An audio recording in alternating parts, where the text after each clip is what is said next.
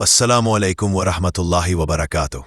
ناظرین کرام، اسلام کی تاریخ میں کچھ شخصیات ایسی ہے جن کا ذکر آتے ہی دل ادب سے جھک جاتا ہے، آنکھوں میں احترام آ جاتا ہے اور زبان بے اختیار درود و سلام سے تر ہو جاتی ہے۔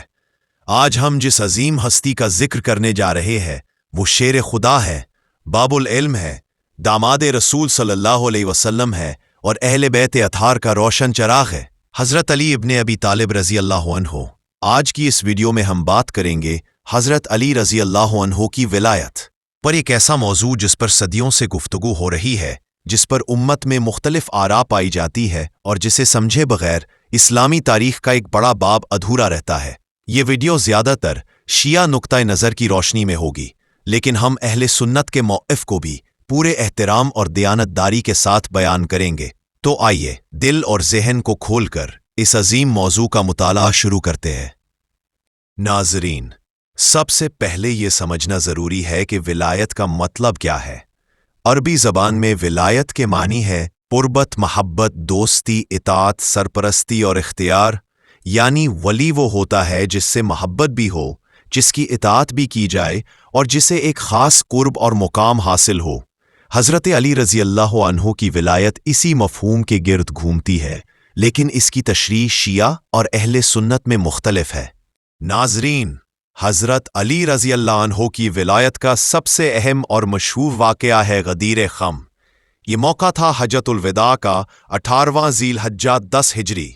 نبی کریم صلی اللہ علیہ وسلم واپسی کے سفر میں غدیر خم کے مقام پر رکے، جہاں 1,00,000 سے زائد صحابہ موجود تھے۔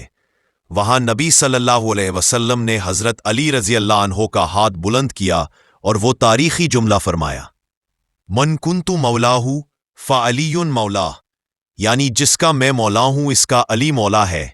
یہ حدیث شیعہ اور اہل سنت دونوں کی معتبر کتب میں موجود ہے، لیکن یہاں سے اختلاف شروع ہوتا ہے۔ شیعہ نقطۂ نظر کے مطابق یہ اعلان تھا حضرت علی رضی اللہ عنہ کی امامت، خلافت اور قیادت کا، یعنی نبی صلی اللہ علیہ وسلم نے اپنے بعد امت کا رہنما واضح طور پر مقرر کر دیا۔ اہل سنت کے مطابق یہ اعلان حضرت علی رضی اللہ عنہ کی فضیلت، محبت اور قربت کا تھا، نہ کہ خلافت کی نامزدگی۔ یہ اختلاف آج تک امت میں موجود ہے، لیکن دونوں فریق حضرت علی رضی اللہ عنہ کی عظمت پر متفق ہیں۔ قرآن مجید سے دلائل۔ شیعہ تفسیر کے مطابق آیت ولایت سورۃ المائدہ آیت 55۔ شیعہ تفاسیر کے مطابق یہ آیت اس وقت نازل ہوئی جب حضرت علی رضی اللہ عنہ نے رکوع کی حالت میں اپنی انگوٹھی سائل کو دے دی۔ اسی بنیاد پر شیعہ حضرات اس آیت کو حضرت علی رضی اللہ عنہ کی ولایت کی واضح دلیل مانتے تھے۔ آیت اکمال دین سورۃ المائدہ آیت 3۔ شیعہ روایات کے مطابق یہ آیت بھی غدیر خم کے دن نازل ہوئی اور دین کی تکمیل حضرت علی رضی اللہ عنہ کی ولایت کے ساتھ جوڑی گئی۔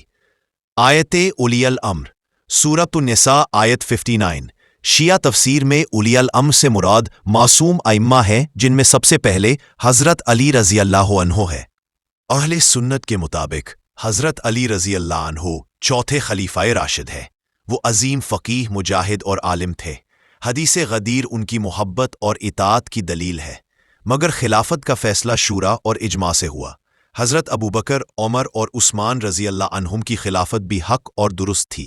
ناظرین، حضرت علی رضی اللہ عنہ کے فضائل پر بے شمار احادیث موجود ہے۔ حدیث منزلت، تم میرے لیے وہی ہو جو ہارون موسیٰ کے لیے تھے، سوائے نبوت کے۔ میں علم کا شہر ہوں اور علی اس کا دروازہ ہے۔ علی حق کے ساتھ ہے پر حق علی کے ساتھ ہے۔ یہ احادیث حضرت علی رضی اللہ عنہ کے علم، مقام اور قربت کو واضح کرتی ہے۔ 35 ہجری سے 40 ہجری تک حضرت علی رضی اللہ عنہ نے خلافت سنبھالی۔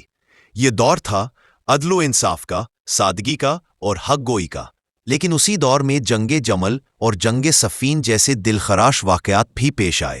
نہج البلاغہ آپ کے خطبات اور اقوال کا مجموعہ ہے، جو آج بھی عدل، حکمت اور قیادت کی مثال ہے۔ ناظرین کرام، شیعہ اور اہل سنت میں حضرت علی رضی اللہ عنہ کی ولایت پر اختلاف رائے ضرور ہے، لیکن ایک بات پر تمام مسلمان متفق ہیں، حضرت علی رضی اللہ عنہ اہل بیت میں سے ہے۔ نبی کریم صلی اللہ علیہ وسلم ان سے بے پناہ محبت کرتے تھے۔